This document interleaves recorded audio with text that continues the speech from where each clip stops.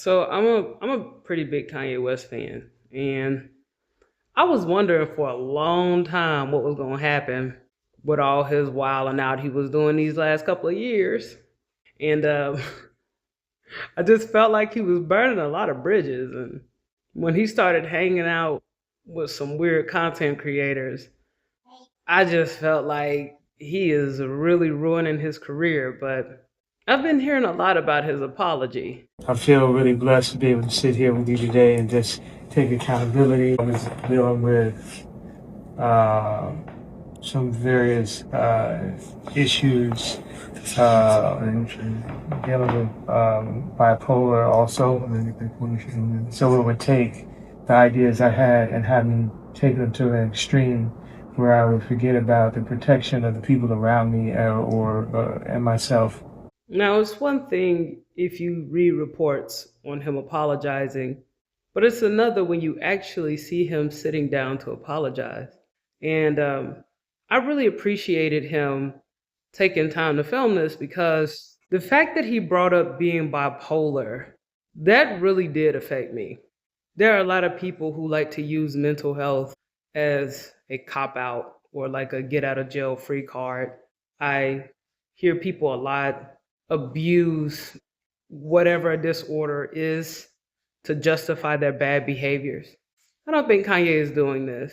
Now, it could be I'm a little biased because, like I said, I'm a fan, but it takes a lot out of a person to sit down with the main people that they hurt and apologize. And I think that's especially true for men because men have egos. And when you're talking about somebody like Kanye West, this man is a billionaire. He's very well accomplished. And a lot of the things that he did say towards the Jewish community, he seemed to have meant it wholeheartedly. But I think there was a time when he had to take a minute and really think about how he was impacting himself and people around him, like he said. So I wanted to come and take accountability. Sometimes people aren't that knowledgeable about the bipolar and the cause or what causes it and the way you act when you have this disease. It's like if you left the house and you left your kid at the house and your kid went and messed up the kitchen and messed up the garage, messed up the living room. Now when you get back, it's your responsibility because that's your child. As I was watching this apology, I almost thought he was trolling, but I have to admit, when he came out with that HH song, I ain't like that. I ain't like that at all. Now, I'm the type of person who really care about free speech, even if it's harmful, especially here in the United States. You should be able to say whatever it is you want to say.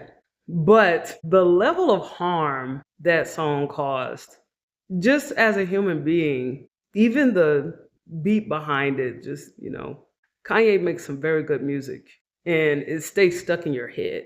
It's one of those talents where you hear the song and even though you don't really pay attention to the lyrics, it's almost like it just become ingrained in your memory forever. And I didn't think that was okay. And ever since I heard that song, I've been praying for him. I'm not gonna lie, because that HH chant, even though I am not of that nation of people that was affected, it felt like it was an attack on humanity to listen to that song, let alone make it.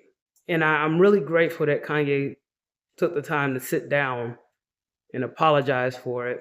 Another thing I have to say is I really like the analogy that he came up with when he explained like what people who are bipolar what they go through, because there is mental health in my family. Like even in the black community, mental health is looked at like, it's something you can just shake it off, or you'll grow out of it, or you can walk it off. And I'm even guilty of that. Like, especially like when a lot of my black friends will come to me and be like, "Oh man, I'm going through depression or I'm going through anxiety," and I'm like, just have a cookie, take a nap, or go for a jog. And this is one thing I am glad for with Kanye is that he's owning his mental health issue and he's explaining it. To be honest, I truly did not know that bipolar could affect your behavior. Saying that out loud, it may seem insensitive or even ignorant, but honestly, I just felt like we all had something wrong with us in our minds. So it was almost like, for people who are like bipolar, like what makes you special? And I think that's really cruel, just saying that out loud. And if that's triggering, I apologize to anybody. That's the way I look at it. It's like I gotta go clean up the kitchen, I gotta clean up the living room, I gotta clean up the garage. Like said, the Judaism.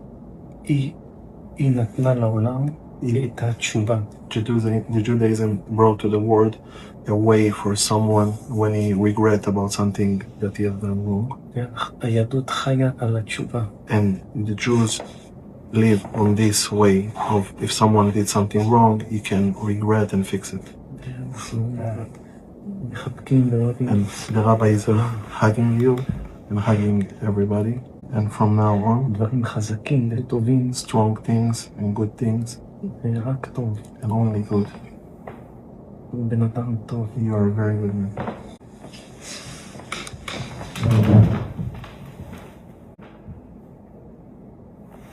It just feels really good in this day and age to see two men sitting down talking about their misunderstanding. Kanye, he really did act out for the world to see.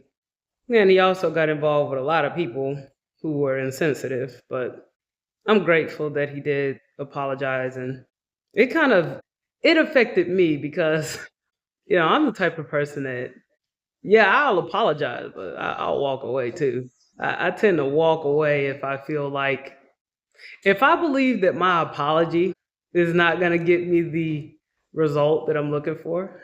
A lot of times I'll avoid apologizing, and seeing this apology, it really gave me a lot of self reflection. And even when Ye was talking about, making the analogy that being bipolar is like leaving your child unattended at home, in my opinion, that's a really hard thing to forgive. But, hats off to the rabbi, nothing but respect there.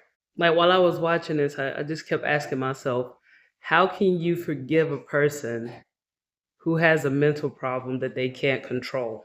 Like when I think about an apology, I think if you're gonna say you're sorry, you're not gonna cross me again, right?